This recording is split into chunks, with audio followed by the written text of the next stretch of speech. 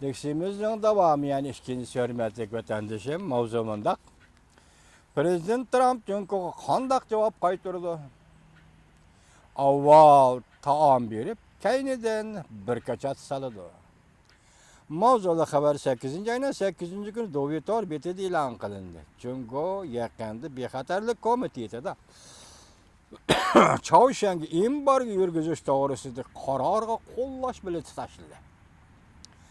Bununluk bilen Amerika Qo'shma Shtatlari Jungoga iqlimlik huquqiy bo'yicha tekshirish elib berishni to'xtatgan bo'ldi. Vaqtli to'xtatgan bo'ldi. Biz o'tgandim degan bir hafta yoki uzoqroq degan edim. Lekin matbuotlar bu faqat Prezident Trampning tekshirishni kechiktirish yilisi misol. Universal matbuotlar 8. kuni xabar qilib mundaq ko'rsatdi Jungo.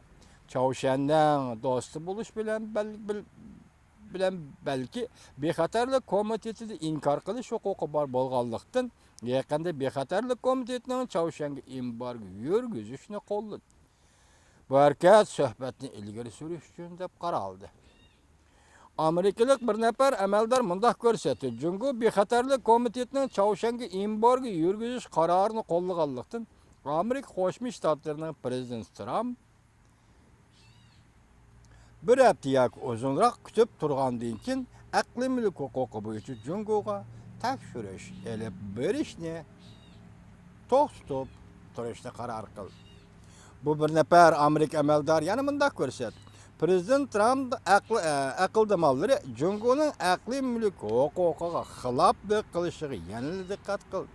O'xshashli Jungoga sodada tekshirish elib berish planini yanada yetilib kelmoqda. Amerika'da bu plan yanılı yetilip gelmektedir.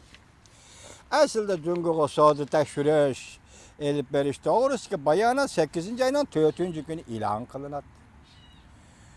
Belki Prezident Trump o'zining dam olish kuni oxirlashgandan keyin Jungo Amerika sodu to'g'risida texmo ilgirlagan holda tadbir qo'llanish qaror qilishi mumkin. Jungo'nun alakadar matbuatları 8. ayının 7. günü haber kılışqa asaslanganda Çavuşan 7. günü hükümet bayanat ilan kılıp Birleşken Devletler Teşkilat Bexatarlık Komiteti'nin yeni ilan kılgan Çavuşan'ga embargo yurgizish doğrusu kararıga karıştırdıqanligini bildirdi.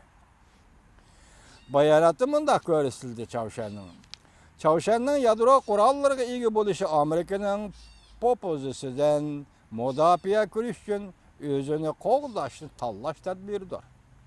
Amerika Çavuşanga qarshi turish va popozi ishiltishini davomlashtirdi ekan, davlatning yadro kuchini kuchaytiradigan yo'ldan bir qadamga chekinmaydi Çavuşan deydi. Bayonotning oxirida mundaq ko'rsatdi. Amerika Çavuşanning maqsadini cheklamoqchi bo'lsa, eng oxirgi vositani ishlatishdan ayanmaydi.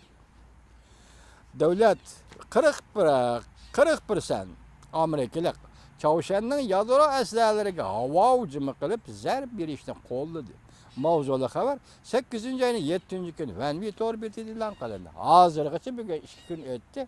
Avval ayni sanashda 40% Amerika fuqarolari Amerika Qo'shma Shtatlari hukumatining Çavuşanga zarb berishini qo'lladi. Hozir bugun latin endi bu son 60%. 6. ayının 27. günde 7. ayının 19. günü Chicago yer şari işleri Xalqaro Moliya guruhining qo'llashida Amerika 2020 nafar Amerikalikqa ray sinash elib bordi. 75% kishi mundaq hisobladi. Çavuşanning yadro plani Amerika uchun intayin zo'r tahdid. Bu son 2015 yillik 55%'tin, 2016 yillik 60%'tin, yana tez örlep 2017 yildeki 75% gibi. Biz 60% yaptık, fatallaştık, 75% gibi. Hazır Amerika fuqarolari 75% Amerika fuqarolari Çavuşanga zarba berishdi. Çünkü Çavuşan Jungoga tahdid deb qaraldi, zarba berishni qo'lladi degan gap.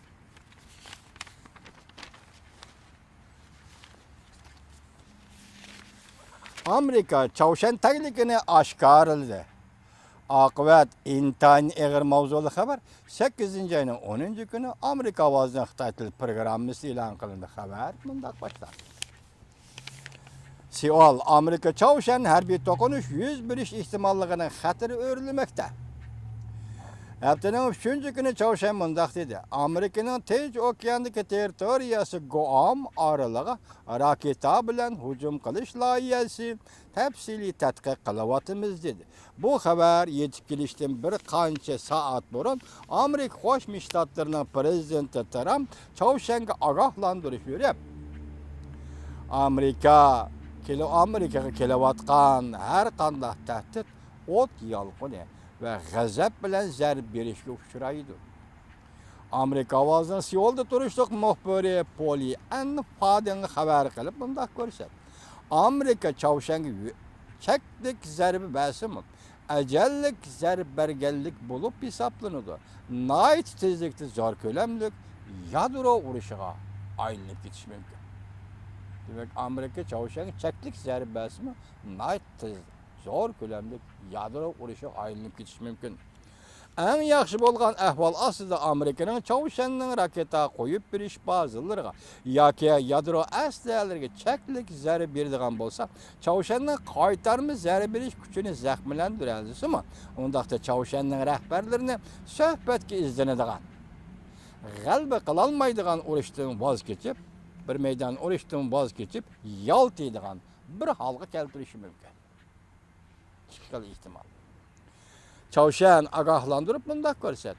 Har qanday harbiy harakatga yadro qurollari bilan javob qaytarib, Amerikaga bir saboq beramiz. Bu Çavuşanning maydoni.